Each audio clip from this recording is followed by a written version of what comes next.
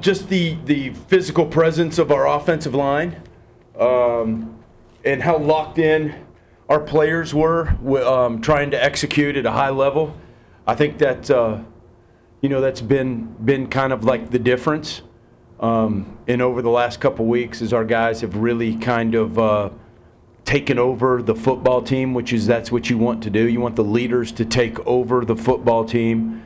And they start holding each other accountable in practice. And it's not the coaches that are holding them accountable. They're correcting mistakes on their own with each other before we even get to them. And I've always said that that's the sign of a good football team is when the players start coaching each other. And you could see the results of that, to me, in the game.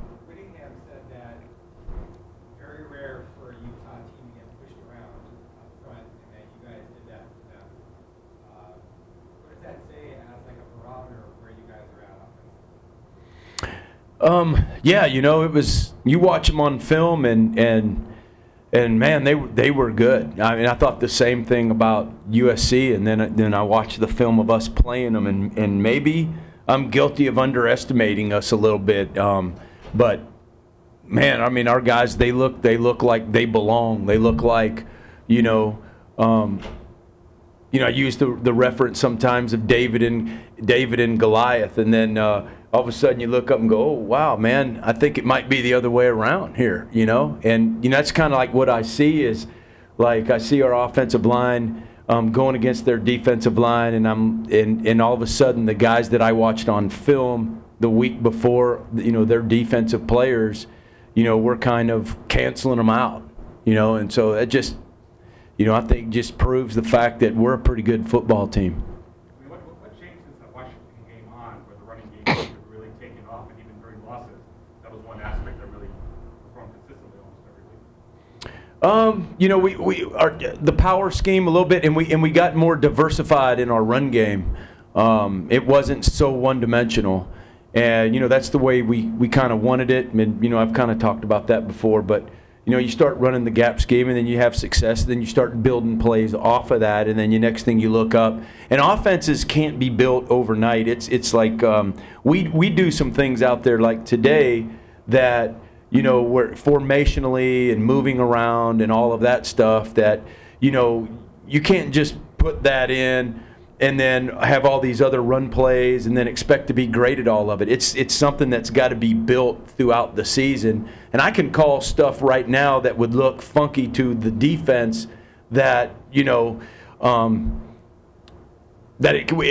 had to build to that, all right? Because there's no way with the practice time restraints in college football that you can't work on all of it, man. You just can't do it and have a diversified passing attack. I got into the 2-minute the other day, and I was like, dang, we don't have enough pass game in, and that's the way you always feel, but it's because we have a lot of run game in, and we work on that extensively, and you just can't work on a bunch of stuff. You can't do it and get great at it.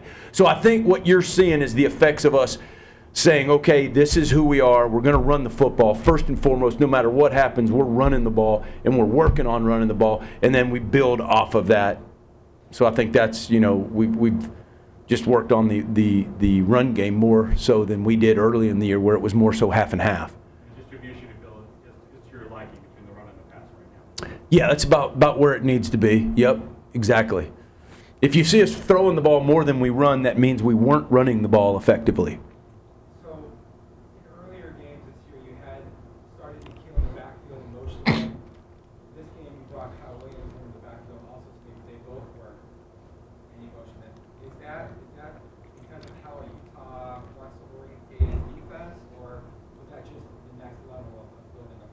It's basically the next level. You get the schemes in, and then you can start moving guys around.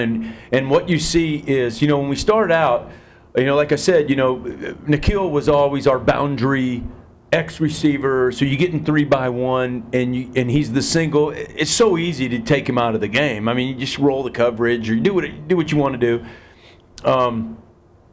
So in order to move him around, I think you got to be a little bit more creative. The language of your offense can be longer, so it takes a little bit more time.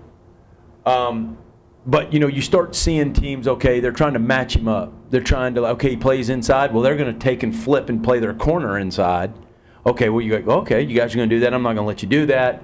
At least I'm going to make you think, switch. You know, so we're going to start in the backfield, move out, maybe make a corner. If you want to do that, then that dude's going to have to come and run, come all the way over, all of that stuff. So, which isn't a lot of time to work on for us once we get it in, but it'll be a little bit more. And if we do something new every week, now the defense has like, oh, they got 4 games where they're lined up in different shifts and motions. They got to work on all that stuff, all right? And then we may not even run it that week. You know, we may not do anything like that this week. You know what I'm saying? And so, but they got to work on it. They don't know. You know what I'm saying? So, and that's all you can build it, you know? Coach, senior week obviously handles a whole different plethora of emotions for everyone involved. Speaking of obviously guys like Manny, but also Quinn, how have you seen them grow as football players and as human beings in your time with them here?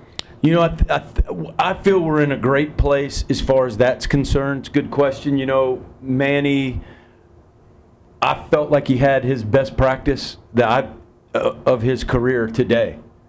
And part of that was because I saw leadership in him that is coming out now. And I think he realizes the clock is ticking, but we are like, our relationship is growing, and I mean, it takes a while, man. I mean, the guy's had 4 different guys in his life telling him what to do, and that's not easy for a young man, especially with his background and trust and all of that stuff. And I think he trusts me, and I trust him, and you know, so the coaches, we're kind of slowly backing off this team, and we're letting those guys kind of take it over, you know, as far as the leadership is concerned, and so you see that with Quinn. Now Quinn doesn't talk a lot. He's more of a quiet guy, but his actions, man, speak louder than words.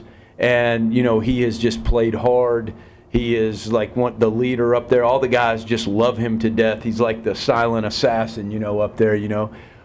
So him and, you know, some of the other guys, you know, that aren't going to be here next year have done a really good job of stepping up and becoming leaders.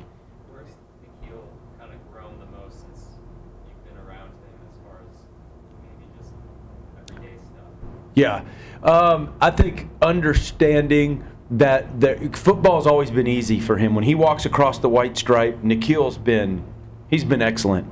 It's the learning that some of the stuff that you do outside of football can be advantageous for your football career, such as like getting into the training room early, like coming to practice an hour early and spending an hour down there with the trainer and the whirlpool and all that stuff. Because, man, at this time of the year, man, guys are limping around, they're beat up. And if you just wake up in the morning, you know, at 6:55 and you have to be here at 7:10, you know, that's not being a pro.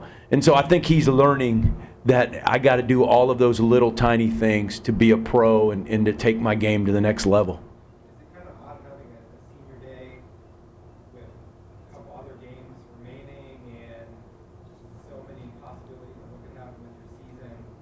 What does that do to it? Yeah, well, it adds to my stress level and coach's stress level because we call those distractions, you know. And so at this time of the year, it's the team that can drown out the most distractions and stay focused. And it seems to be harder and harder with this generation with these things. You know, because everything is instant satisfaction. Everything is, you know, when you see something, you chase it, man. You know, and that's what this week is. You know, you got a lot of distractions. You got a lot of people asking you questions. You got a lot of people asking you that question. Hey, if you guys do this, if you guys win out, and you're like, whoa, hold on, man. We got a game to play Saturday, and none of that crap matters, you know, if we don't take care of business on Saturday. So just trying to get those guys to understand that this is all great. It comes with the territory of winning, but you got to drown all those distractions out. And then you got to focus on the details of winning this UCLA game.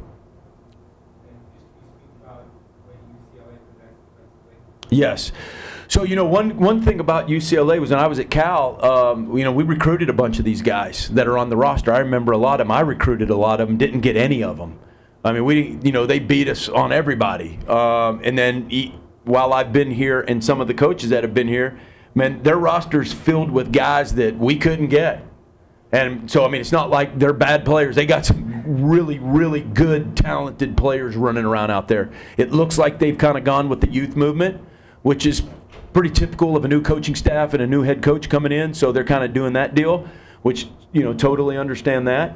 And so that just wait in a couple years that, they got redshirt freshman, sophomore up front, man.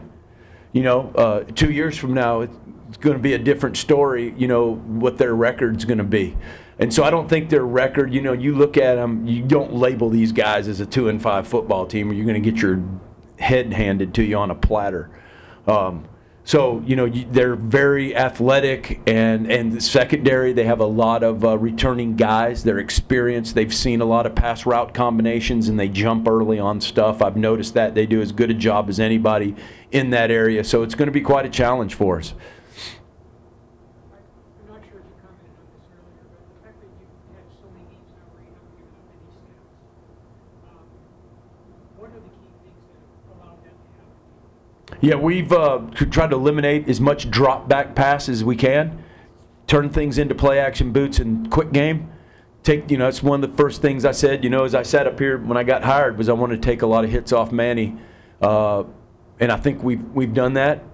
So that's one thing. But then also, Coach Christensen and those guys up front, man, they just embrace that, and heck, you guys started that. I think, I didn't even know that. I don't pay attention to stuff. I really don't until you guys bring it up, and then I go, oh, that's cool. So they've really embraced that now. So that's kind of like their deal now. Like they talk about it, they don't want to give up a sack. They want to keep the record going. And then once you do that, it starts building, and the momentum starts going in your favor.